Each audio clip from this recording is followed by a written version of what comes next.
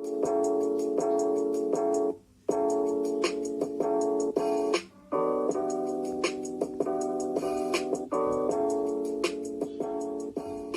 everyone, welcome. This is lecture 7 of chapter 3, Motion in One Dimension of class 11 physics. Today in this video I will discuss equations of motion using velocity time graph.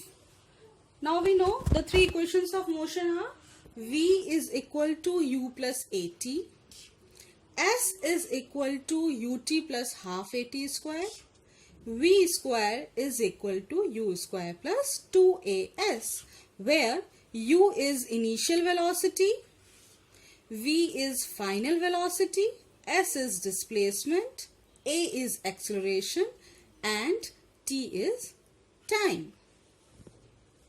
Now, first equation of motion. First of all, let us consider a velocity time graph with time along x-axis and velocity along y-axis. Now, in this graph, let us consider that a particle at point P is moving to a point Q.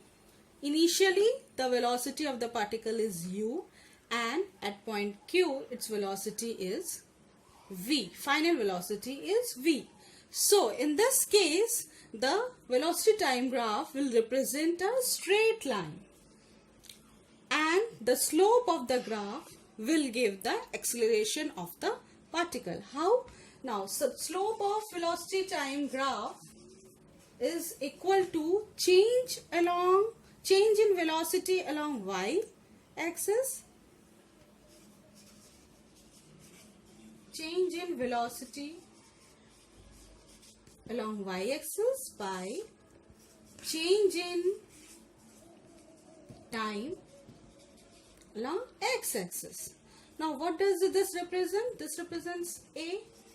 If you remember, acceleration is defined as time rate of change of velocity. So slope is equal to A in case of is equal to acceleration in case of velocity time graph. Now, slope is equal to change in velocity. Now, in this graph, you can see QR represents change in velocity and PR represents change in time. So, slope is equal to QR divided PR. Now, QR can also be written as QS minus RS. So, this QS minus RS will be equal to QR. QS minus RS by PR. Now, if you see this graph, this QS is equal to V, RS is equal to U, and PR is equal to T, and slope is equal to A. So equating all these, A is equal to V minus U by T, which implies V is equal to U plus A. This is first equation of motion. Now, second equation of motion, which is S is equal to UT plus half AT square. Now, in velocity time graph, we have discussed it before also. In my previous video also I have discussed that the graph, the area enclosed by the graph with the x-axis gives the displacement of the particle during that time interval. So, in this case, area of trapezium OPQS will give the displacement of the particle. Now, let us suppose S represents displacement of the particle. So, area of OPQS is equal to area of this rectangle,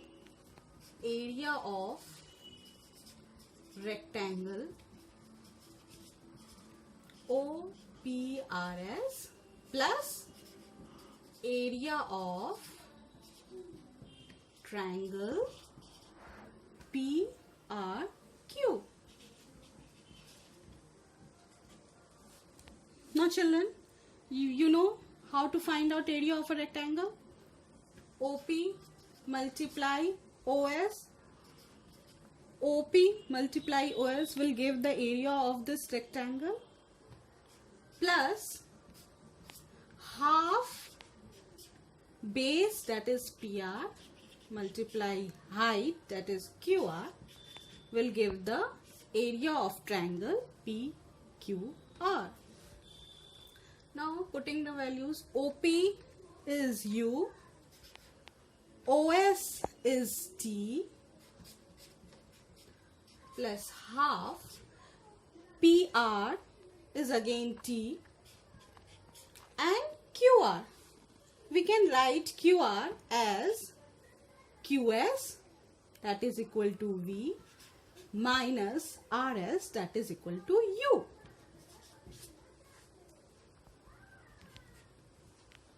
UT plus half T V minus U. Now, first equation of motion, V is equal to U plus AT, which implies V minus U is equal to AT.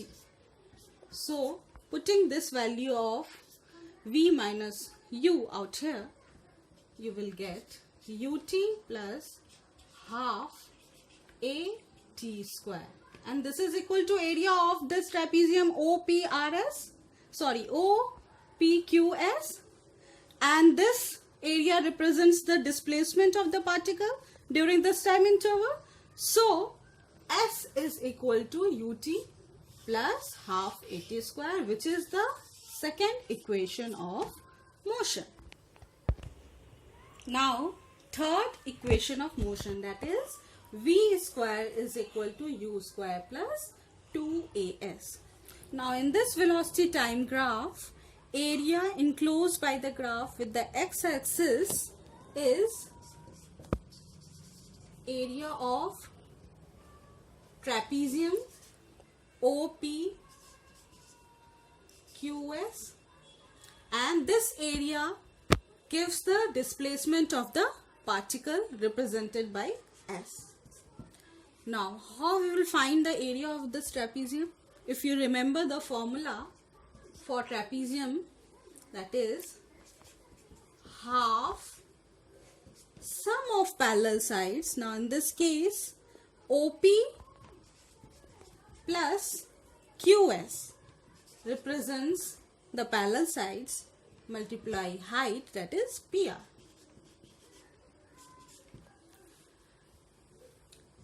Now, we know slope, which gives the acceleration A in a velocity time graph, is equal to QR divided PR.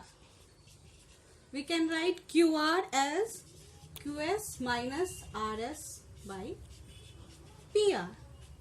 Now, in place of RS, we can write OP. That is QS minus OP divided PR. From here, we can find out PR is equal to QS, that is equal to V, minus OP, that is equal to U divided A. Now, putting this value of PR out here, we will get S is equal to half. In place of OP, we can write U plus in place of QS, we can write V multiply PR. Now, in place of PR, it is v minus u divided a.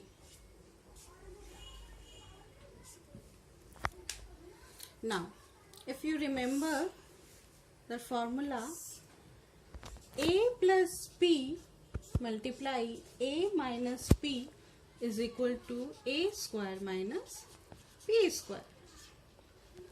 So, this is a plus b, we can write, and this is a minus b. If you write v first, a in place of a we have v, in place of b we have u. So these two together will become, using this formula, will become v square minus u square divided 2a, which implies this 2a will come this side, v square is equal to u square plus 2as. Now this is third equation of motion. Okay children, that's all for today. Hope